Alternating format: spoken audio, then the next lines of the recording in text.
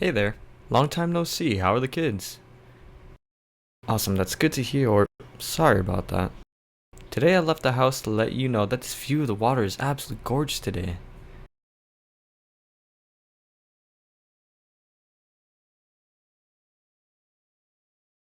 Uh-oh, America.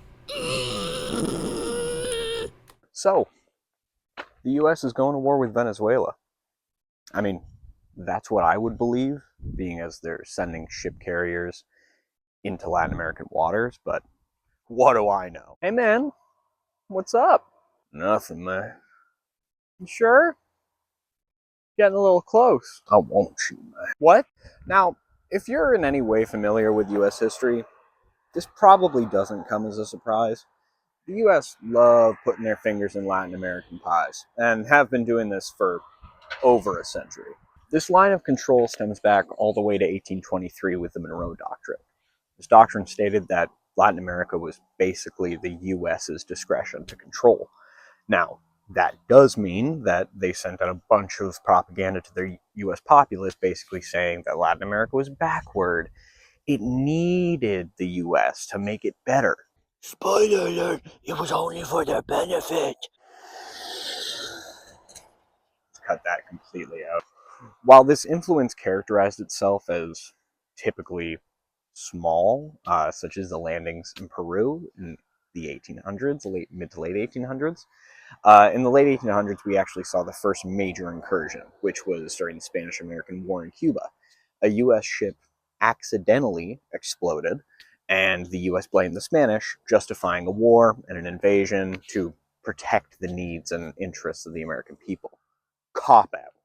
From this point onward, there's a metric shit ton of other invasions, destabilization campaigns, and incursions that the US did in Latin America, but it's going to take away from the main topic of this video, so I'm just going to list them beside me, and it's going to crawl so you can see the full damage, but I'm going to do a little dance for you while it crawls.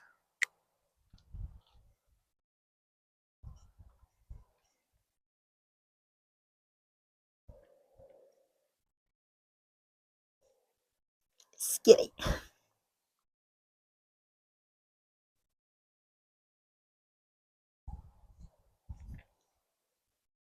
Yes, this will become a normal incursion.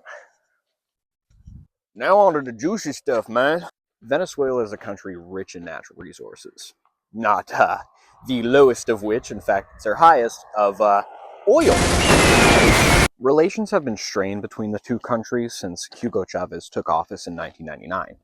Chavez was a revolutionary leader and became president after he tried to do an unsuccessful coup attempt against the leader at the time in 1992. He saw the U.S. as an enemy of the state, for better or for worse, and often butted heads with them when it came to the ideas of foreign relations and drug trafficking, though it was never completely uncivil. During the 2004 Hurricane Katrina catastrophe, Hugo Chavez offered $50 million in aid, and it came in the form of oil, gas, medical supplies, stuff like that, of which George Bush denied. But the envoy between the US and Venezuela very much said was an amazing offer that they should have taken. Things cooled during the Obama administration, albeit lightly, from 2008 to 2016. Obviously, Chavez did die in 2013, and he was succeeded by Nicolas Maduro. There were some issues, but nothing incredibly bad. It more so picked up when Trump took office. In the Venezuelan 2018 election, Nicolas Maduro's results were found to be fraudulent, and Juan Guaido named himself the interim president. Trump very much supported this guy, and the Trump admin did everything they could to keep him in. He was very pro-US, more so working with them rather than against them. But eventually he was ousted, and Nicolas Maduro returned in 2023. It ain't the first time Trump sent in boats, man, or threatened to deploy troops. He did it a lot before he left office in 2020, and he's doing it again. And it's even worse now. Things cooled during the Biden administration. Sanctions were relaxed that the Trump admin had put on. But that big orange freak's back, and he's pissed.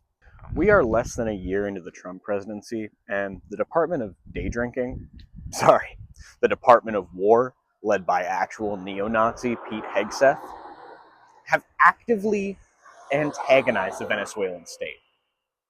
The Trump admin has said multiple times that they're happy to send in troops, and to be honest, war games are occurring near the Venezuelan border, and the biggest ship carrier that the US have is being sent into Latin American waters to make sure that there's no bad drug trafficking operations going on.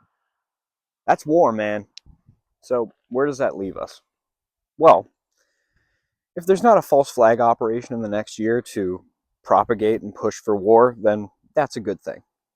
The fewer human lives that are lost to colonial exploits and imperialistic ambitions, the better. But if something happens, And it fucking might! then there might be war on our hands for the so-called peace president. I hope not. But if there is, don't look away.